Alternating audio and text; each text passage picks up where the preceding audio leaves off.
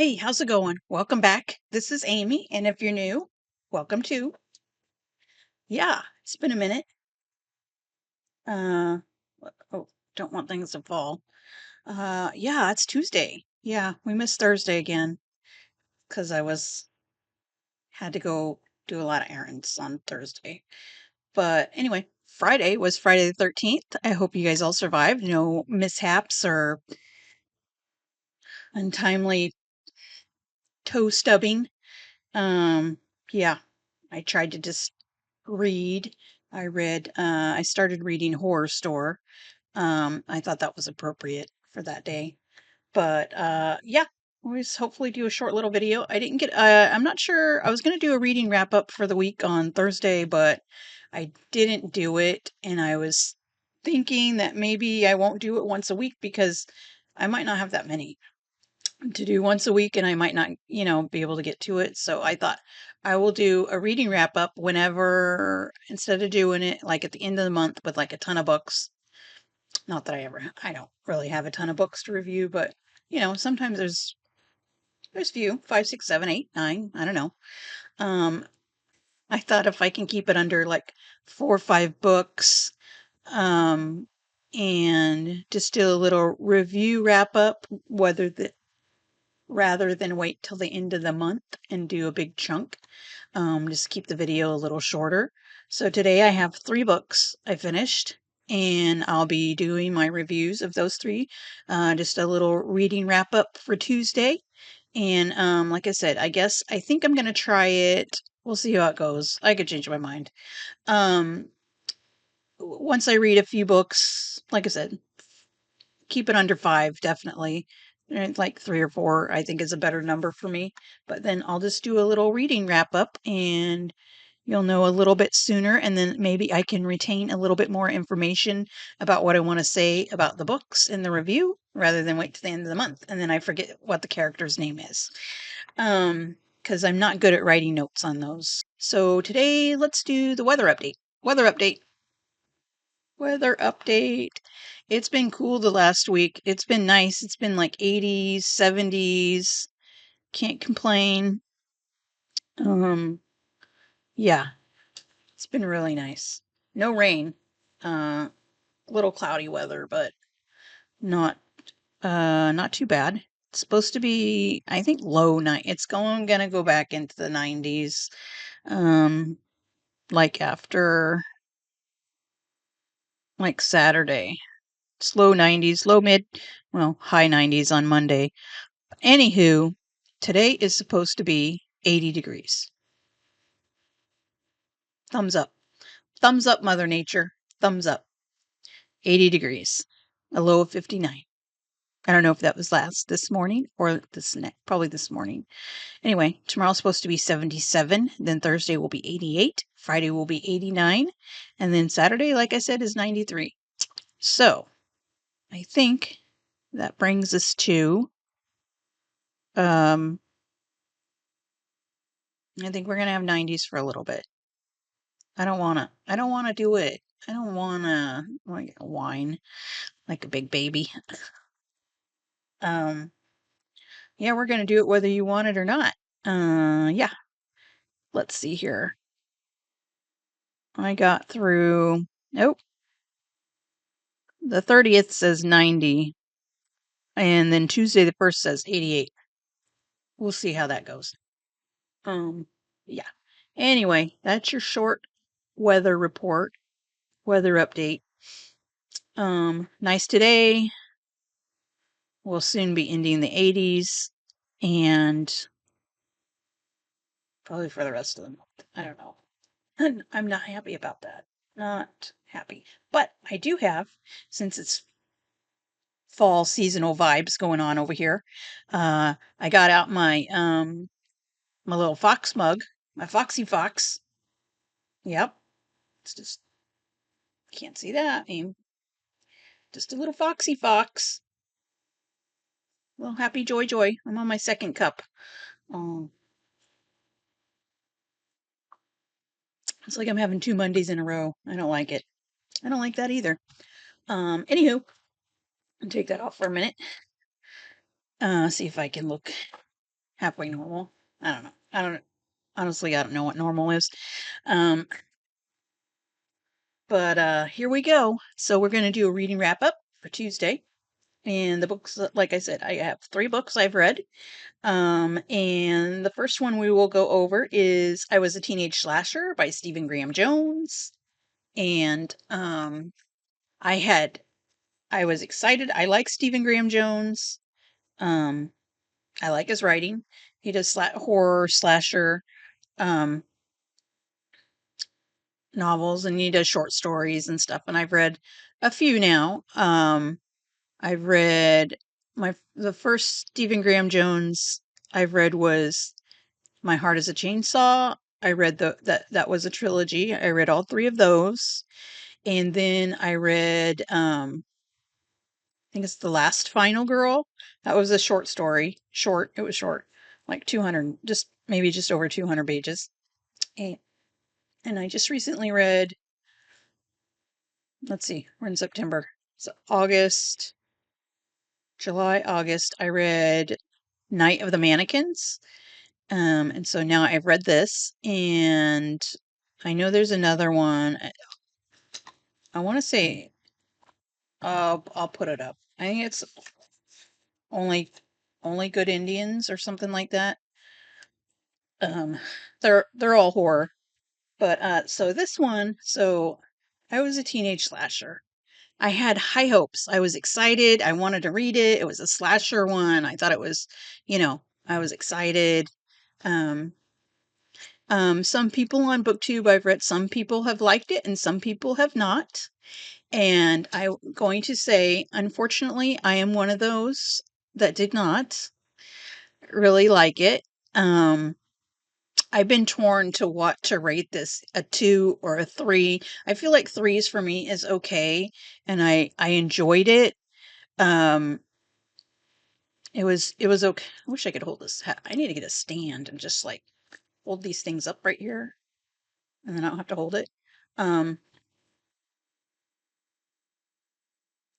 not to get the glare, but um, yeah, I didn't. I just so the main character is Tolly Driver, Toll.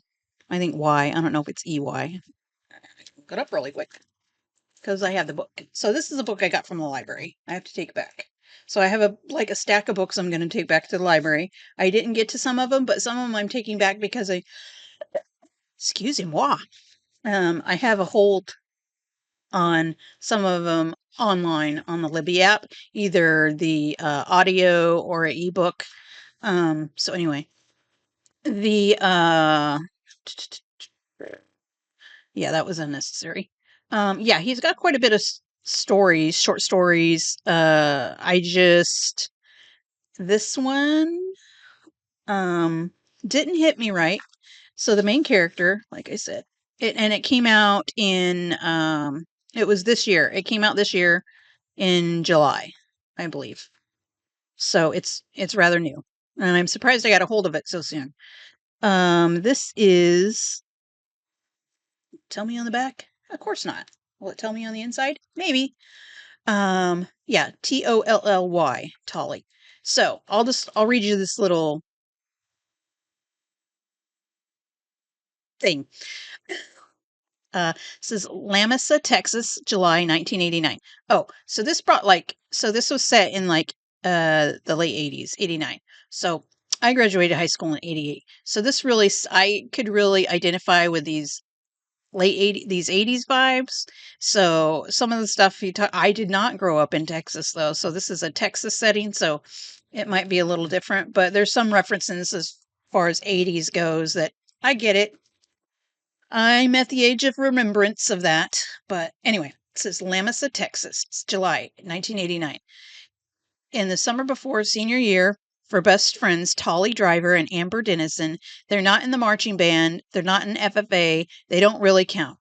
Amber's the only native student in town, and Tolly's only on the radar due to his father's recent death. This is all about to change. Bodies are going to be dropping fast in the small West Texas town. For a few unbearable hot days that will resonate through the decades and even get made into a TV movie, Tolly and Amber will be famous, notorious even. Finally, everyone will know their names. This is Stephen Graham Jones, X-raying the slasher genre, interrogating its motivation over the shoulder and in the voice of the killer itself. From a town he did some growing up in a year he was also 17. Me and him's about the same age. The kills will be poignant, the jokes will hurt, and the violence will be endearing. Everything turned around for Tolly, for Amber, for all of Lamasa, Texas. It says, be happy you weren't there. Be happy you're only reading about it. Okay. So, Stephen, I didn't really enjoy this one like the other ones.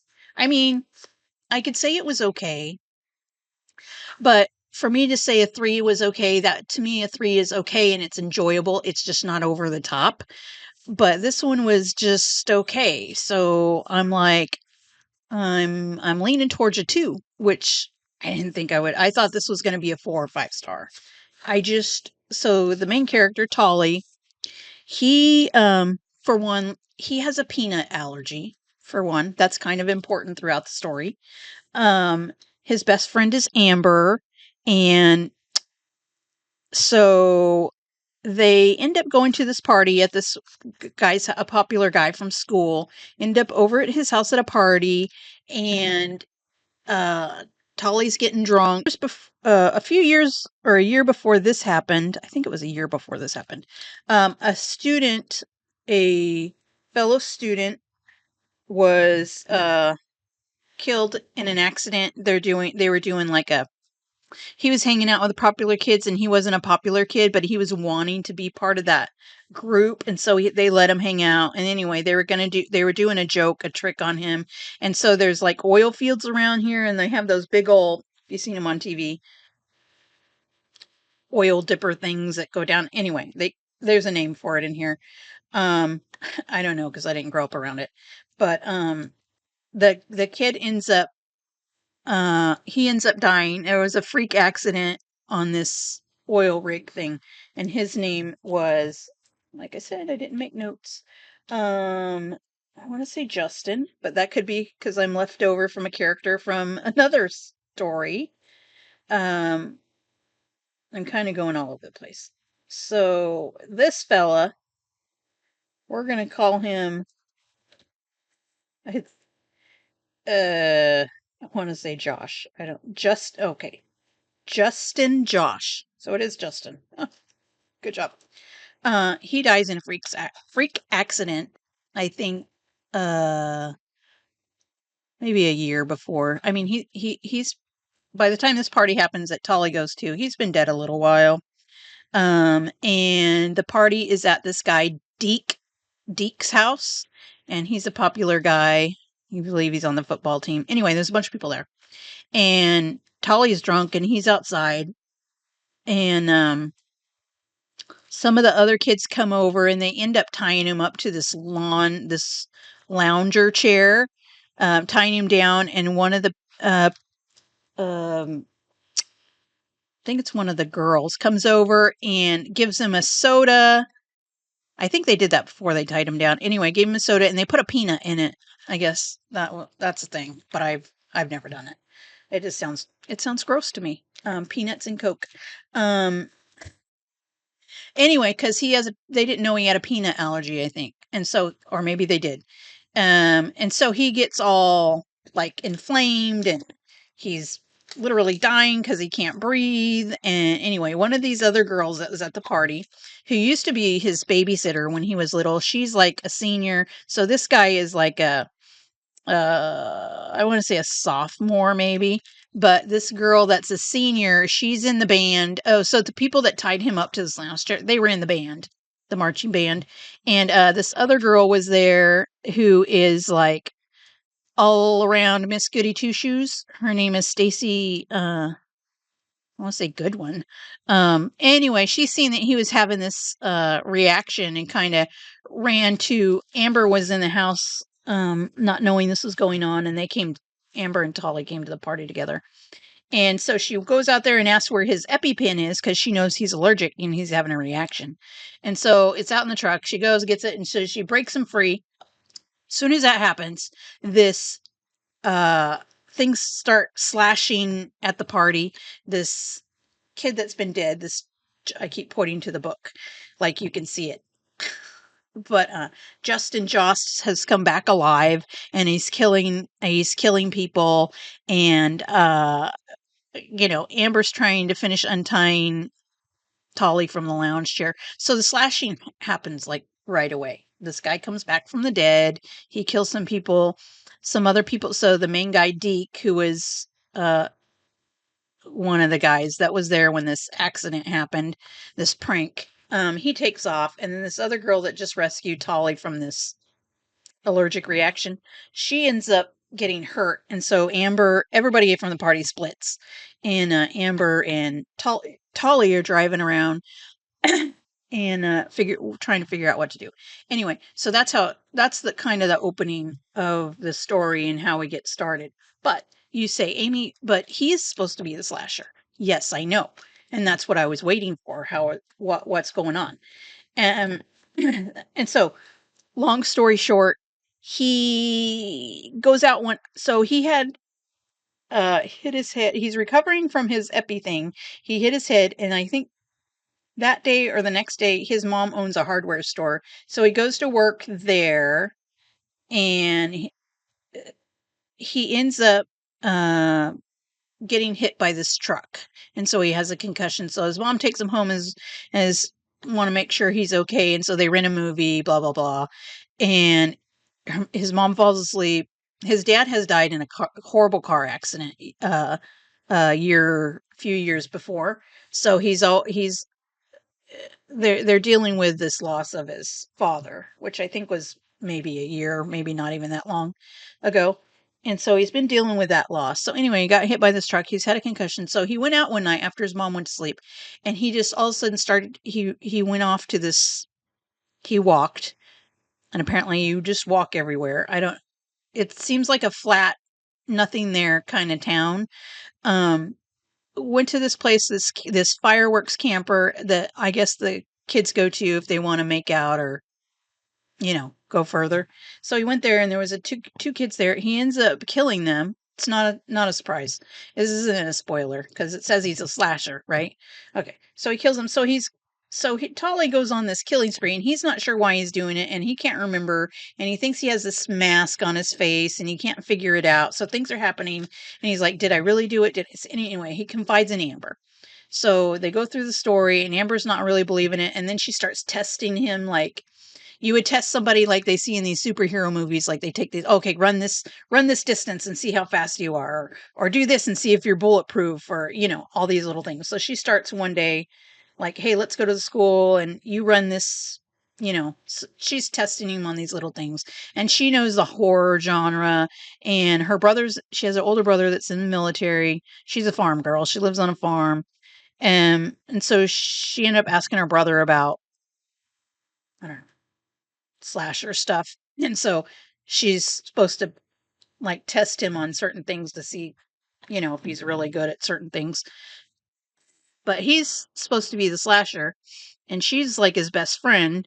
And so as it goes on, there's a few more killings, and it turns out that he thinks he turned into a slasher because he was bleeding, he had a cut or something on his forehead, and something like, I don't know if it was spit or blood or something got slung from the dead guy onto him. And so he thinks that's how he became a slasher.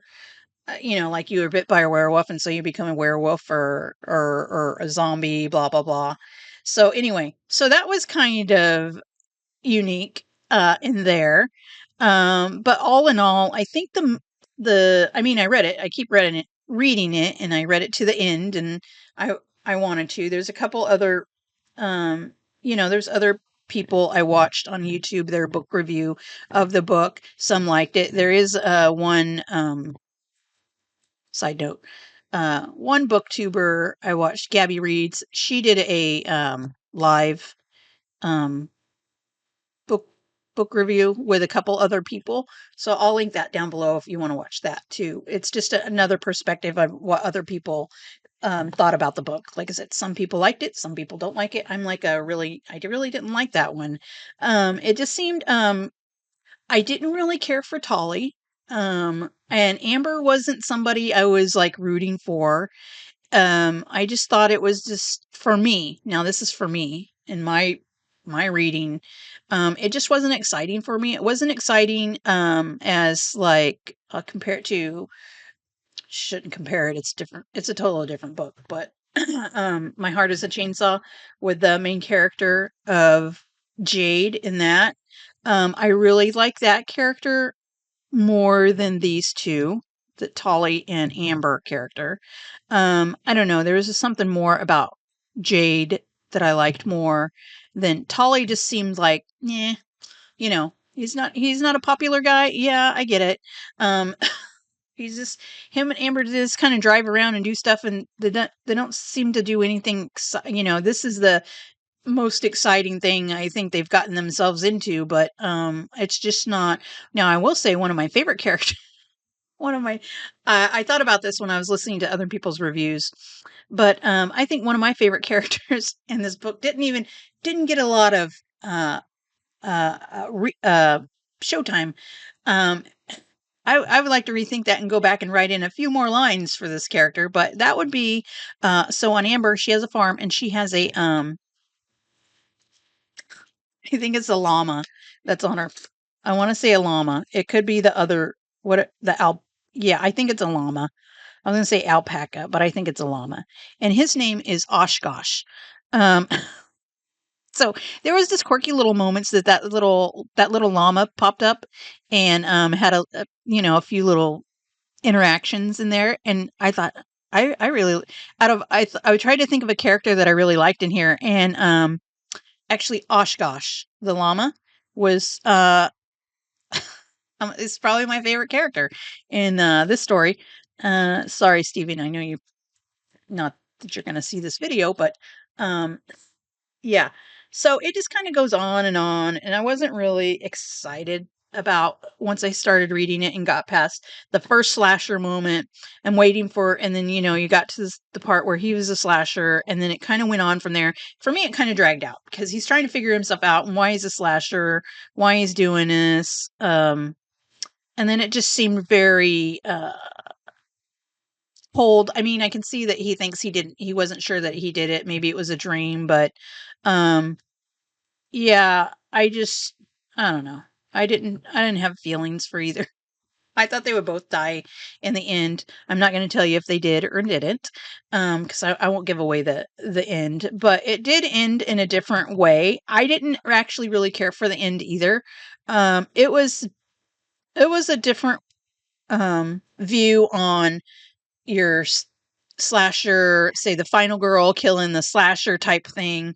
It wasn't a typical, the ending to the slasher um, that you generally see in movies or other books, but like the final girl kills the slasher. Um, but yeah, so the ending was different. And that's pretty much, yeah, I didn't really care for the characters. Like I was waiting to see if Tully was going to die or if Amber was going to be in danger, all this stuff. And I just kind of lulled through it, and that's the reason I was torn. I was like, should I give it a 3? Should I give it a 2? I'm right now I'm leaning at it's a 2. It's a 2 for I was a teenage slasher because I didn't really like this one. Um I don't know. That's me. So I was a Teenage Slasher by Stephen Graham Jones. It came out in what I say, July of this year, and doors closed. So it is I mean, I'll still read Stephen Graham Jones. I just didn't care for this one. 364 pages. But I read it in 3 or 4 days maybe. I read it at night, so I didn't spend a lot of time in the daytime reading it. Again, it wasn't one of my favorites. I'm sorry. Um, but that's that. But then the next two I had a really good time reading these. And this one, Jessica Knoll's Bright Young Women, I really, really enjoyed this. I mean, I gave this 5 stars. Like, I heard a lot of good things about this. I've been hearing a lot of good things about this on YouTube, the booktubers. And it's a fiction. So it's a fiction and it's based on the, the killings of Ted Bundy. Um, It's not a like biographical or anything like that. It's strictly fiction. But if you know anything about Ted Bundy and his victims and what happened, he had broke into this sorority, and I know. Well, in this story, one of two two two of the girls died, and there's 2 others that are injured. But and overall, Ted Bundy killed. I don't remember. Um He was executed in Florida in I don't know what year. It doesn't really matter. Ted Bundy doesn't matter anymore. And that's what this book is basically about. Is the killer doesn't matter. I mean, it matters because obviously he did something horrible and took people's lives and changed people's lives forever. But in this book, it does not name the offender. It name it it doesn't give a name. It uses pronouns, and it also says defendant. It calls him the defendant. It calls him, he, uh, um, you know, because there's a play on this Bright Young Women title that, and it is in the book, written in the book, but in real life, the judge, when he was on trial, he had several trials. I think he had a couple trials, but the one trial, the judge, was talking to him like, "Hey, buddy, you went down the wrong path. That's so sad. Uh, you were a bright young man."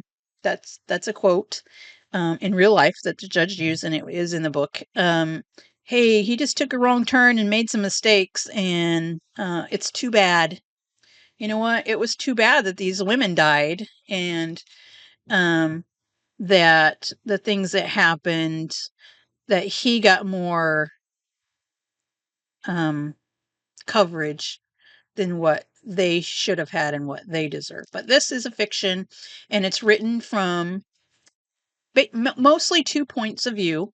The main person is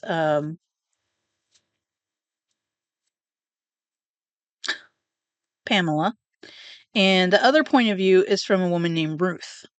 And we're going back so this happened in the late 70s, the sorority house, but the killer had been on the loose and killing since the I would say late 60s, but it didn't. It's early 70s. So Ruth's character, she's in Washington State, and it's the early 70s. It's mostly covers, I think, 1974 in Washington. And Pamela's character is like 4 years later, the 1978, and she's in Florida, and she's going to Florida State, and she's living in a sorority house with these other gals. And one of the gals that's at the sorority is also her best friend from growing up, I believe. Or I'm trying to figure out I think they grew. Anyway, she's known for a while, and they went off to the um sorority, from what I understand. I don't think they met there. I think they knew each other for a while, and they were best friends. And Pamela's best friend is Denise. And you hear about Denise. So right at the beginning, you know that Denise is dead, and that's Pamela's best friend. And it's this happening that happened at the sorority, and how it's affected Pamela and others, and mainly because Pamela's the main character. But it goes back because Pamela meets this woman named Tina, and Tina is this connection through Pamela and Ruth in the past and Pamela now. And Pamela is trying to so after the killing at the sorority house, this killer's on the loose. And at the beginning, Pamela thinks that at the very first, it's not even like minutes, it was maybe a few seconds, she thought it was Denise's ex-boyfriend named Roger. But then she quickly corrects herself before even the police get there, and she knows it's not Roger. She knows it's this other person. It's another person. It's another man. And she knows that. She knows that. It's just she made the mistake of saying, "Oh, I thought it was." They made the mistake of telling, not the mistake, because that's how she felt, was telling the police at the beginning that she thought it was Denise's ex, Roger. So the police get on this trail that they're all focused on Roger, even though Pamela says, no, I know he's, he's a creep, whatever, but it wasn't him, he didn't do this. So she's on a mission to try to get to the police to find this real guy that did it, and they're on the track of Roger. But in the meantime, we're getting flashbacks from Ruth's point of view about her life and where she's, at the moment in 1974, and how she meets Tina in Washington, and her and Tina end up becoming friends. They actually end up in a relationship, and so that's how Tina's character comes into 1978 and meets Pamela, because she hears about what happened at the sorority and wants to help. And she has a picture of this guy because Ruth is, you're hearing about Ruth, but right away Ruth is dead.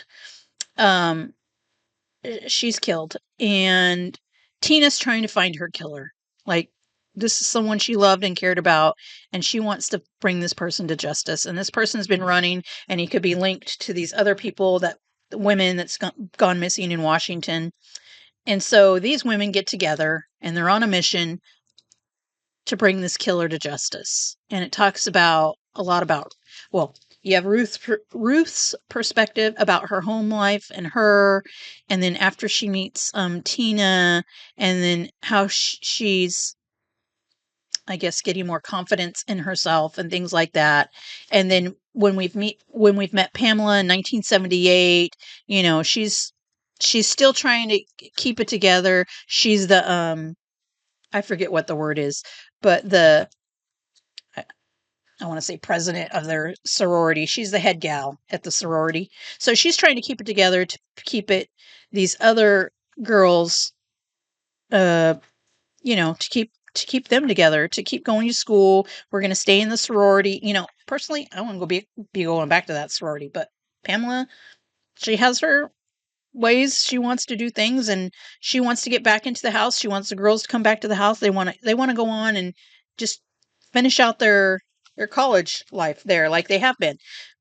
I'd say no, I ain't going back to that shit. Um I'm out.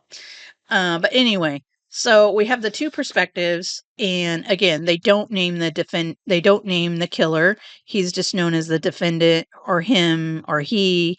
And in the meantime, after the sorority killings, it's a media frenzy, because it happened in a sorority in a college town, a big college town, and the media comes out of the woodwork and saying, all these things and this has happened in real life. The media started talking about what a good looking guy he was, and he was so, had things, he could have been somebody. But then when you see Pamela's point of view and Tina's point of view and Ruth's point of view is mainly of herself at that time. It didn't really it didn't cover anything about killing or women. I mean, it mentioned like, oh, woman went missing or whatever. But Pamela's viewpoint is from her experience and trying, hopefully, this guy to get caught. And Tina comes in with the same perspective. I'm going to catch this guy. She has a picture of him. She thinks it's this guy.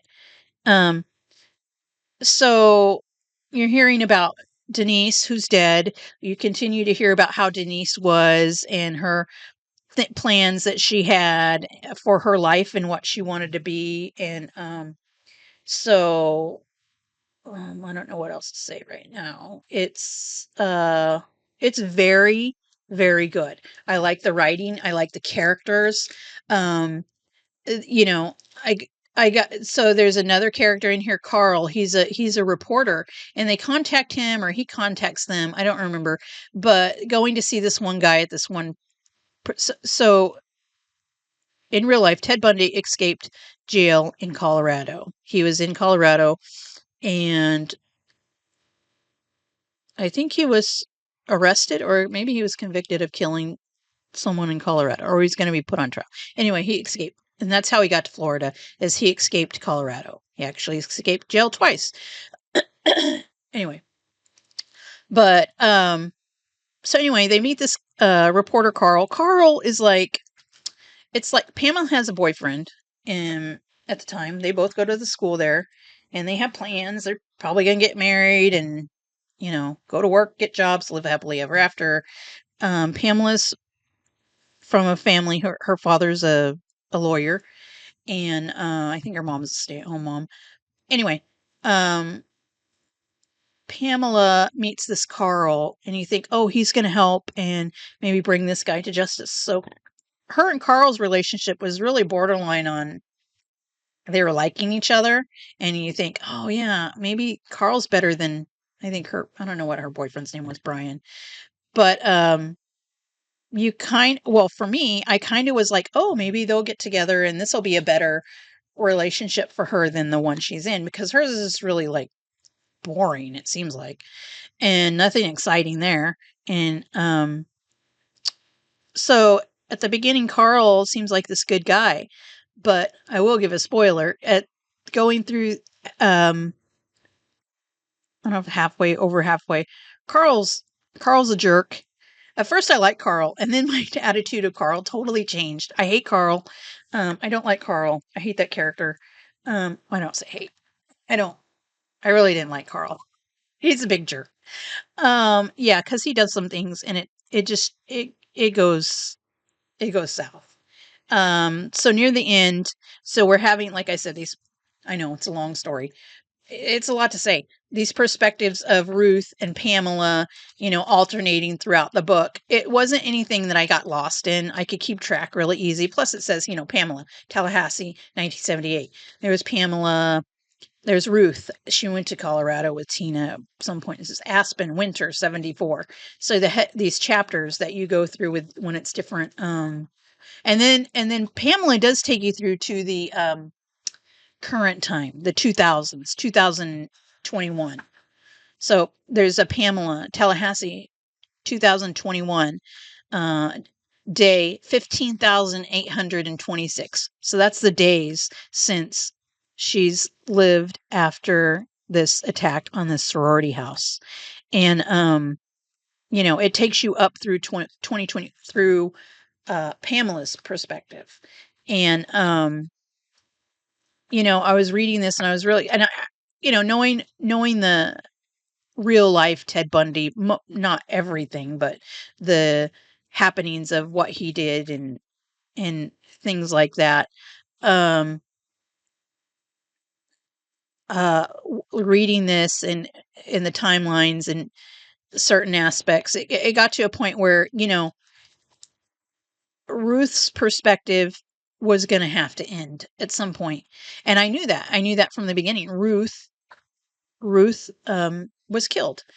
And so I'm like, I'm just waiting, when are they gonna, we gonna talk about when Ruth dies? Because that was, you felt sorry for Ruth, and then you really started liking Ruth, and you started rooting for Ruth, and just to know at the beginning that she's not gonna make it till the end. Well, in a way she does. So the last part where we have Ruth is, I think that was it. I think that's the last one. I just remember getting to that point and reading it and thinking, I don't want to read this because I don't want Ruth to die. I don't want Ruth to die. I like Ruth. I don't want her to do this. I don't want her to go there. I don't, and it it's there. You can't erase it. I mean, this is a fiction story. She could have rewrote it, but to keep a more realistic view of what actually happened, you know, Ruth Ruth has to die, and we get to the point. It's summer of 1974. This is the last that you see from Ruth's point of view, and that was really, I think, for this whole book, even the the sorority sisters, the death, and all that stuff. That was really hard. That was sad. That was really hard. But I think for me, the part with the last part with Ruth was probably the hardest to read because you did or it was yeah, the summer, and then there is one more after that. It's July 14th, 1974. That that has to be the last one because I don't see any more. But anyway, yeah, I think it's July 14th, 1974. Um, you didn't want it to happen. And so I think the last Ruth part that I read was the saddest for me. Um, and I didn't want to read it. I wasn't ready, but I did. I continued because there's very little left. Nope, I was wrong. It's the same. She has another entry, but it's still dated July 14th, 1974. Um, yeah. So it is a sad book. There are parts that are a little bit graphic. It's not a lot like a lot of thrillers and stuff. It's a novel. It says right there novel, but I think it's listed as, I don't know if it's listed as a thriller or it's not a to me it's not a thriller. It's not a mystery, it's not a thriller. If you know what happened in real life, you know what's going to happen. So it's not a mystery. And I don't think she's writing it as it's a mystery. Um what are they going to catch him or are they not? Well, we know in real life he did get caught. Um, but I just, yeah, that was a little bit of a hard read because it's based on an actual event, but it's not written as that actual event. It's not written as a memoir or a biography or anything. It is fiction. It is a work of fiction because some of these people, I believe I heard that the character of Tina does not exist in real life. I don't know about Ruth, and I think Pamela is a different name from what one of the uh, people that was at the sorority. I can't think of her name. I thought they had it in the back of who maybe uh, it was, but I can't remember in the acknowledgments. Um, I didn't Google it, but anyway, yeah, Bright Young Woman, excellent book. I loved it. She also wrote Jessica Knoll, The Luckiest Girl Alive, which I heard. I think there's some kind of Netflix or movie or something loosely based on I don't know, her life or whatever, what happened. Something happened. I haven't read that one, so I don't know, and I don't know anything about it. But yeah, Bright Young Woman, I thought it was an excellent book. I love the characters. I was attached to the characters, unlike in teenage. I was teenage last year that I was not attached to any of them. This one I got really attached. I really liked Pamela.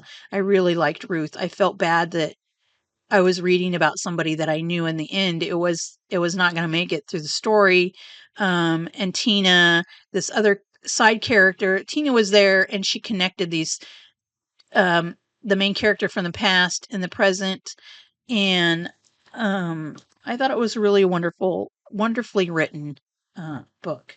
I would highly recommend this. And so I've heard mostly, I don't even know if I've heard anything bad about this book from other booktubers on YouTube. I think everyone that I've seen that's read this really liked it. But anyway, so yeah, well, that was a long one, but 5 stars for Bright Young Women. Um, and then the next one I started on Friday the 13th because I thought this is appropriate, is Horrorstor by Grady Hendrix. I've read other Grady Hendrix and I've really enjoyed, I've read uh, the Final Final Girls support group. I enjoyed that one, and I read the Southern Book Club's Guide to Slaying Vampires. That was my first Grady Hendrix, and I really really enjoyed that one. So I seen this one from another booktuber, and so I thought I'd give it a shot. It's short. It's like 242 pages or something like that. And this one is it's like a different style like than I've seen before. Um, because it's written in a way, this book is like a catalog, like you would get a store catalog. And so it's a spoof on IKEA store. So this horror store this horror story happens in Jesus, Amy, get it together. In a store that's called Orsk, and it's a play on IKEA, um, which is very interesting. So this book, if you look at it, like here, and then on the back, it's like a catalog, and inside, which is very interesting, and I really, really enjoyed this. And I haven't read another book that was like this. There is advertisements or just stuff you would see in a catalog, like this would be welcome to Orsk. Well, I probably shouldn't have said that, but that's not my library, so okay. And then there's an order form like you would get in a catalog if you wanted to order something. My directions are really bad. Um, yeah. And so just things like that. They so in between the chapters, they describe certain pieces of furniture. So like this, and then it would be this chapter. And then you go on and then you have so throughout the book, there's different like pictures and things, and you get to the chapters and they have this piece of furniture, the name, and they describe it a little bit. And they go on. So about halfway through the book, when this horror starts happening, these people so this store manager, um, he um he asks that these couple of Basil is his name, the store manager. He asked a couple of the employees to stay overnight, and because he thinks somebody's breaking in and messing up, like furniture's getting burnt, um, broken and messed up, and just stuff's left like really gross. And so he asks, Amy is the main character. I like that. And the other gal is Ruth Ann. So he asked them to stay, and if they would, and he'll pay them. He's going to pay him cash. And Amy's had a rough life. She's just like she's at her job because it's a job and she gets paid, and she's behind on her rent, and her roommates are getting ready to kick her out if she don't bring the money for her rent. And so get this idea of he's going to pay her. They stay overnight and try to make these rounds and see if they can catch anybody. He's going to pay them double time in cash. And so she thought she could get an easy couple $100. She can give her roommates and they'll get her off her back until she gets her next payday. But Amy's like, hey, this is a job. It's not my family. I'm not hanging out here like 24/7. And Basil is I don't know if he's like the assistant manager or something. He is like, he can quote the handbook. He's read the owner's like biography or memoir or whatever it is that he quotes that. He quotes the handbook like left and right. And he's like, and Amy's thinking she's getting fired. So when he calls them, these two in, Ruth Ann and Amy, into the office, they're thinking, oh, I'm getting fired. But then she's thinking, Ruth is the best worker. She's like the best coworker. She's a checker. And everybody likes her. And she's like, man, if Ruth's getting fired, I know I'm getting fired because Ruth's like the best person here. And so they think they're getting fired. And so Amy's like 24 and Ruth is like, it says she's 47. But thing annoying me about this one thing that annoyed me about this was Ruth is supposed to be 47, but she's acting like she's 87 years old. Like that's the thought I had when I was first reading her. Just the way it was written, I thought she must be an old lady, like, still working, but she's like past retirement age. No, she's 47. I'm like, my God, she's acting like she's 87 years old. Like, what is this lady? Get a grip, man. I mean, I'm 54 and I'm like, I mean, I might have some body parts falling apart, but yeah. Uh, anyway, that was hilarious because I was like, oh my God. Um, and so anyway, so they're asked to stay and make rounds to see who is breaking into the store.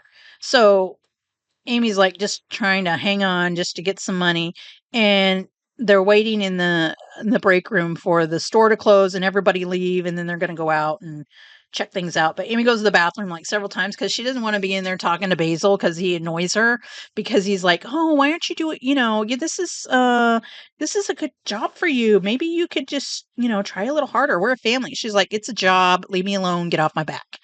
um I'm getting my paycheck, I come in, I do what I'm supposed to. I'm like, I got you, girl. I worked retail for a little bit, and it's hard. It's kudos to you retailers out there. That's I did 5 years, and that's just at a retail store. I did food. I did all kinds of little little jobs. Um, and yeah, food service, the retail service. It's hard. Uh, pe- People are mean. I mean, anyway, that's side tangent. Let's move on. I mean, that could be a whole book talk. Um, but yeah, so she goes to the bathroom. There's like graffiti on the bathroom, and then she's seeing this. She goes to the bathroom again, and there's like new graffiti, and she's like, "Wait, there's some new graffiti." And then there's something on the ceiling in the break room that wasn't there earlier, and so all this little thing started happening.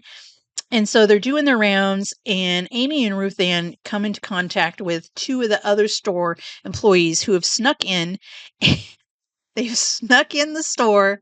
They brought some electronic equipment, and so the girl, Trinity, and the guy is Matt, and Matt likes Trinity, so he's gonna be there for Trinity because he wants her. And Trinity's this quirky gal with pink hair and I think piercings and tattoos, and she's into ghosts. So she thinks there's ghosts in the store, and so she's gotten Matt to come along with her, bring some equipment, and they are going to catch these ghosts on camera. And Trinity's wanting to do a ghost show like I'm gonna say it like they have on A&E, which the comment about A&E and Ghosts, she really hates those shows, and she's gonna be a better show. Hers is gonna be I forget what they called it. It was Ghost something, and it's supposed to be better than those other ones. And they're like, okay. And then Ruth Ann's like, oh, that's great. Yeah, I watch those all the time. And yeah. Anyway, you got this side like comedy stuff going on. I mean, it's a horror show, but then you have the side comedy, and there was a quote in there. Um, it was a quote by I actually wrote this down because I thought it was just a funny, quirky little and it made me started thinking, and so I thought of this story a whole nother way than I'm sure what Grady wanted it to go, but I couldn't get it out of my head. But it was gosh, where is it? Okay. Basil. It was the manager, and he says, so all this stuff has happened, and they've went out and did their uh they've went out and did their things. Amy has seen this guy, this strange guy was in the when she first came to work that morning, in the store, and she thought, okay, whatever, somebody else is gonna see him. It was like somebody got in early or something. But anyway, that guy comes back into the story for a big part of it. And And so they went out there, and when they ran into Trinity and Matt, they ended up coming back to they had a little incident. I think it was Amy and Matt, and they ended up coming back to the Ruth and Amy come back to the break room to meet. They were supposed to meet back at the break room with Basil, and they're like, "Oh, we ran into Trinity and Matt are in here, and they're trying to find ghosts, so they have equipment set up, some cameras and things." And they're he's like, "What? No, they can't be. They can't be here." And so he's like, uh some anyway, some weird things that happen, and Amy's telling him about it, and they want to call the cops, and he's like, no, no, just wait. And it says, stay here in the break room, I'm gonna go check it out. And says there are enough people running around in this store. Yeah. Says there are enough people running around in here. It's starting to feel like an episode of Scooby-Doo. And I thought I had to write that down because I thought that was so hilarious. Because after that, when I'm reading it, I wrote down I wrote down the names of the characters. So there's Basil, Amy, Trinity, Matt, and Ruth Ann. Okay, those are the ones in the workers. And so there was just enough characters that you could name one after um um the Scooby Doo characters. And so Basil was Fred, Amy was Velma, Trinity was Daphne because she had pink hair. Matt was Shaggy, and Ruth Ann had to be Scooby Doo. I know. It's probably only funny to me, but reading this after I read that line, I was like, the only thing I could think of was a Scooby Doo mystery. Um, even when it got weird and gross and whatever, I was like, yeah, Scooby Doo. There you go, Fred. Take care of it. You the man. Um, anyway, so they go around and they find out that there are, in fact, some strange happenings in this store. And so for the most of the, I'd say halfway, maybe halfway through or before halfway through some weird stuff started happening. And then after that, all of the rest of the book has the horror part to it. Some people don't get out alive. But yeah, so there's more stuff like, so the store supposedly was built on a prison used to be there. An old prison from, was it the 1800s. So that kind of that comes into play definitely. So there's this one thing, it says penitence of the uh a prison. So there was like a prisoner write up.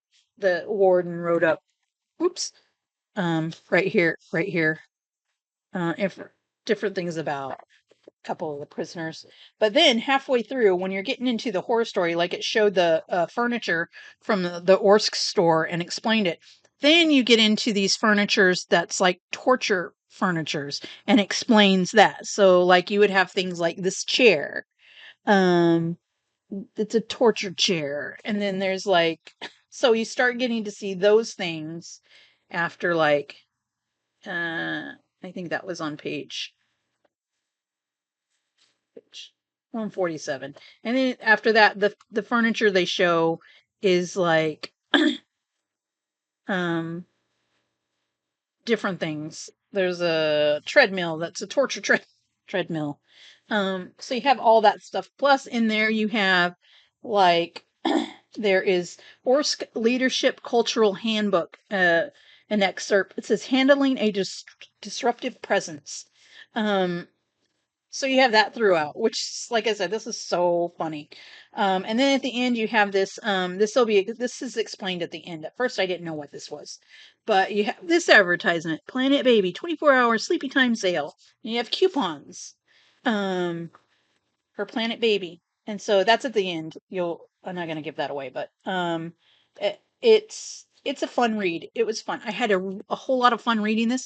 Like I said, I finished it in a couple of days. I started it on Friday the 13th, and I thought of Scooby Doo every time. And then it happened to be, I seen it on Facebook that day. It happened to be Scooby Doo, Where Are You? It was its birthday. It actually premiered on September 13th, 1969. It said so. It was so I thought that was so funny that it was actually Scooby Doo's premiere birth date, and there was a quote from like this Scooby Doo mystery, and then I thought of Scooby Doo this whole time. Um, but yeah, so this was a good fun read. It's very short. It was like I said, 243 pages. It reads like a fun little horror novel, but it also has these things in here with on this page, but the library covered it up. There's a map of the store. And they talk about going, the pathway of the store that they go when they looking around. So But yeah, this was a fun read. 5 stars. I really enjoyed it. It had some it's a horror, so there's graphic things. There was things in it that was gross, and I was like, I don't like that. But I kept reading. Um, yeah, really, I might actually even purchase this book. They did have it on Amazon. But I love that one. So those were the 3 books I have. And yeah, I did take some notes for that. That's as far as I got with a Scooby Doo. Starting to feel like an episode of Scooby Doo. I think I'm gonna quote that in life. But yeah, I wrote Ruth is 47, but she acts like she's 87. Um yeah, it's a store. So the setting is it's a store in Ohio. The store is designed in a circle, and it's at the site of this old. There was a prison there in the 1800s, so it's built on the same site, and so that has a lot to do with the story. Um, and then so at the beginning, Basil I wrote is so annoying. He said, quotes chapter and verse, the manual, the owner's bio book. I mean, like all the time. I can understand why Amy didn't like him. I'd be like, shut up. I don't want to hear about it. I'm here for my paycheck. I'm nice to the customers. I do my job. And yeah, I'm just not quoting the handbook. Um, but um, yeah, good book. Basil. So I will say for me, the character, well, my favorite character was Amy, of course. I mean, how can I not? She had some issues, yes. Hmm. Uh, I think Basil came. I think in the end, he saved him. I don't know what the word is. Um, he redeemed himself to me. Yes, he did. Even his dumb quoting things. I think he came around to be like a normal human, a normal human being. So he did redeem himself to me. I didn't hate Basil in the end. But at the beginning, he was annoying. But anywho, that is, put that just right there. My book reviews, and that is really long. Um, dang. Okay. Just think if I had like 10 books. Anyway, that is the reading wrap up for what I have so far for the 3 books. I was a teenage slasher, Bright Young Women, and Horrorstor. I read within this last week and a half. I'll say week and a half. Week and a half, 3 books, getting through them. I'm reading Shady Hollow right now. I'm almost done with that. This is a cozy mystery. I'm really enjoying this. I really like it. I'm expecting high ratings out of this. Yeah, it's just a cozy little mystery. It's about these forest critters, and there's a murder that happens, and um, the fox is a reporter for the paper, and her name's Vera, and she's on the case, and she is going to try and find out who this murderer is that's running amok in this town of Shady Hollow. So yeah, I'm at page 133, and it is 219 pages, so it's short. I only have like this much left. Yeah, so that's what I'm reading now, and then I have the second one to that, Cold Clay. The second one, the Shady Hollow, is a series, and so I will be starting the Cold Clay, and then I have a few others left, and then there's books I got to take back to the library, but I have on my Libby app, so when I get to them, we'll discuss those. But this is the reading wrap up for Tuesday, September 17th. I'd like to say thanks for coming by. Hope you have a good week. If you're cold, stay warm. If you're hot, stay cool. And if you cross your fingers and have high hopes, we'll be back here on Thursday. I hope. I don't know if we're going to have a reading wrap up. I think I'm just going to do, like I said, the reading wrap ups when I get like 4 books or so done, and then we'll do a wrap up. Hopefully, I will get better at it, and it's going to be shorter than what this video was, because trying to be more concise and, yeah.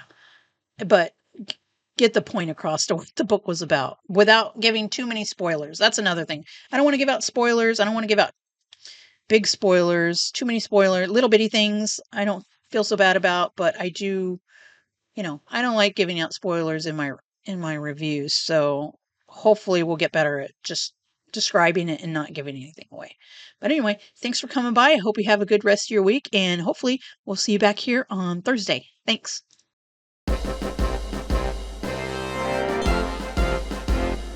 Need my mic. Mike. Are you out there, Mike? Mike, can you hear me? Mike? Mike? Mikey? Mike? Okay, stop it. Stop it. Stop it. Stop it. Ugh. Just stop. Just stop. Not the. I don't want to change shirts. I'm sloppy enough. Probably have to change shirts. Tried to comb my hair. Gonna get another haircut soon. So, yeah. Mm. There's a foxy fox. Oh, look. It's almost like one of those picture things. Okay. Weird. Weird. Um, I don't have anything to talk about except for books. That's why we're here, is to talk about books. Um, okay. Okie dokie. No show and tell. Bummer. That I can recall. Um, hmm. Anyway, let's get the show on the road. Okay, take two. Take two. My hair's really freaking me out. I need a haircut. Okay, change shirts. Stripes. Not necessarily flattering when they're horns. I have a thing with things around my neck. Anyway, I like V-necks. V. I'm claustrophobic. Okay. Okay. Let's chill for a second. Um, we're gonna go with this hair and this shirt, though I can't change my hair. But anyway, this is take two. Try. Okie dokie. I think I might be